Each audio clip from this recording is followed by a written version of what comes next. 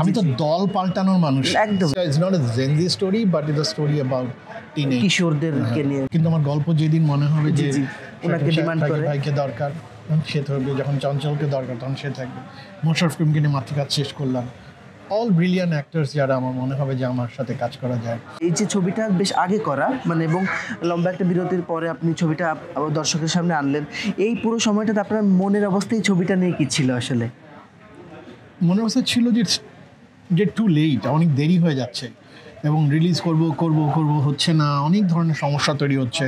রিলিজের তো একটা সমস্যা আছে, কারণ সেটার কারণে আমার মনে হয়েছিল যেটার রাইট টাইম রিলিজ করার। কারণ অস্থির লাগতেছিল যে ছবিটা রিলিজ না করবো, এক বছর পার হয়ে গেল, এই বছর শেষ হয়ে গেল, আবার নতুন বছর শুরু হয়ে গেল, লেটস রিলিজ দ্য ফিল্ম, এটা মনে হয়েছে। এবং আমার প্রডিউসার মাজাবিন আসলে প্রথম ইন্সপায়ার করছে যে না আর দেরি করবো না, ছবি রিলিজ করে ফেলবো।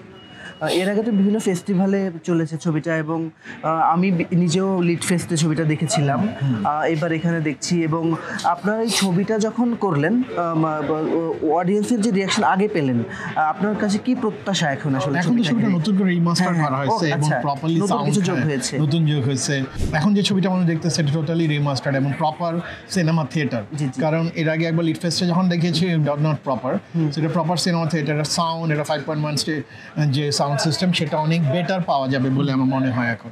ওকে, আর এবার একটু জানতে চাই যে সমসাময়িকতার একটা প্রসঙ্গ আসে, যেহেতু ছবিটা একটু দেরি করে মুক্তি পেল, রিলিভেন্ট কিনা এই ব্যাপারটা নিয়ে আপনি কি বলবেন? যে ওই সময় যেটা বানিয়েছিলেন যে চিন্তা থেকে বোধহয় এখনো একই রকম, মানে আমার পলিটিক্যাল, আমি তো দল পাল্টানোর মানুষ একদম। আমি যে দর্শনে সিনেমা বানানোর বিশ্বাস করি, সেটা তো আমি প্রথম থেকে যে সিনেমা বানাই সেটা একই দর্শনে বিশ্বাস করি।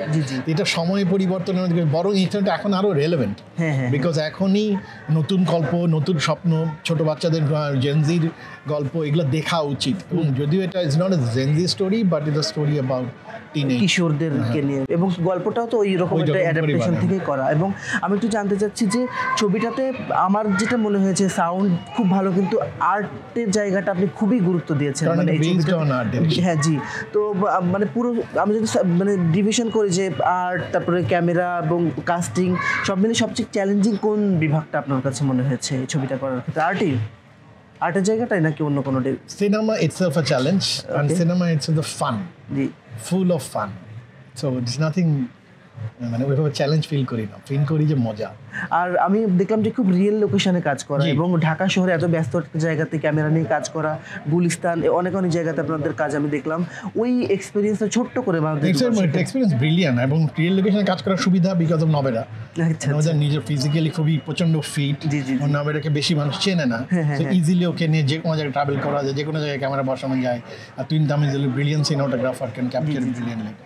আর আপনার কাস্টিং তো আমি দেখার পরে মনে হচ্ছে খুবই শতভাগ প্রপার, মানে যে জায়গাটাতে যাকে লাগবে আপনি চেষ্টা করেছেন। এমনকি মানে চম্পা আপাকে মানে যে ছোট্ট একটা মানে অ্যাপিয়ারেন্স আপনি এনেছেন সেটা খুব দুর্দান্ত। তো আমি যদি জানতে চাই যে নভেরাকে আপনারা কিভাবে খুঁজে পেয়েছেন? বেসিক্যালি অনেক স্ক্রিন টেস্ট করেছি, অনেক। নভেরা কেম আউট, যখন বিদেশ থেকে আসছে ও অ্যাপ্লাই করে স্ক্রিন টেস্টে অ্যাপ্লাই করে, then producers and everyone have seen, দেখার পর ওকে ভালো লেগেছে। That's it.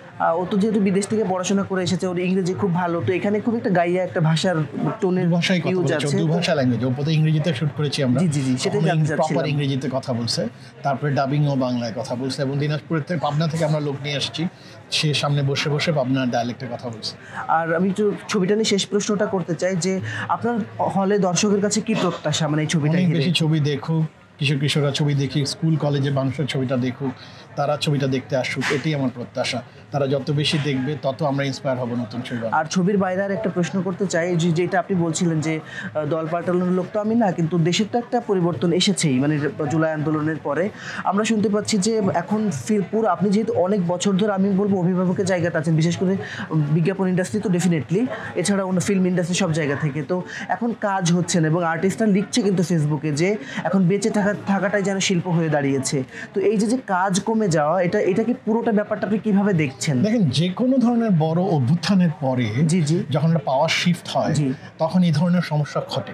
বিকজ একটা রিজিম যখন 15 বছর শাসন করেছে, and সেই শাসনের পরে যখন এখন একটা অন্য ব্যবস্থা তৈরি হচ্ছে, সেইটার একটা পাওয়ারের ক্রাইসিস তৈরি হয়। এই ক্রাইসিসের সময় ফাইন্যান্সিয়ালিও যারা আসলে এতদিন যাদের কাছে পুঁজি ছিল, হ্যাঁ, সেটা দুর্নীতিগ্রস্ত হোক যেভাবে তার পুঁজি তো ছিল তাদের কাছে, এই পুঁজি তারা লগ্নি করতো সিনেমায় বিভিন্ন জায়গায়, এই মানুষগুলো তখন নাই। এখন নতুন পুঁজি তৈরি হতে এবং সরকারিভাবে এটাকে প্রণোদনা দিতে এই প্রসেসটা হয়তো একটু সময় লাগবে। এটার দায় আসলে এই মানুষগুলোর না, এটার দায় হচ্ছে যেই নিপীড়ন যে শাসক গোষ্ঠী ছিল সেই শাসক গোষ্ঠীর দায়, বিকজ তারা যে লুণ্ঠন নিপীড়নের মধ্যে দিয়ে আমাদের গত 15 বছর চলেছে, সেইটার দায়, সেটার কারণেই মানুষগুলো এখন সেটা ফেস করতেই হবে নতুন ডিশ পাইতে। এবং এটা একটা লম্বা টাইম বোঝা যাবে যে এটা ঠিকঠাক কিছুটা দিন যাবে। আর একটা প্রশ্ন আমরা করে শেষ করবো, এই ছবিটাতে ওইটাকে আপনি বলবেন কিনা আমি জানি না, আমরা একবার একটা নিউজ পড়েছিলাম যে এখানে একটা গেস্ট অ্যাপিয়ারেন্স আরেকটা আছে একজন সেলিব্রিটির, তো ওখানে শাকিব খানের বোধহয় এই কাজটা করবার একটা আপনার অনেকের সাথে কথা হয়েছিল তখন। আসলে পরে যাকে আমরা সুযোগ পেয়েছি ভাইয়ারও টাইম নিয়ে হচ্ছিল, কিন্তু উনি বিদেশে ছিল বা আমি পারতেছিলাম না ওনার সাথে টাইম মেলাতে, এই কারণে, আর কিছু না।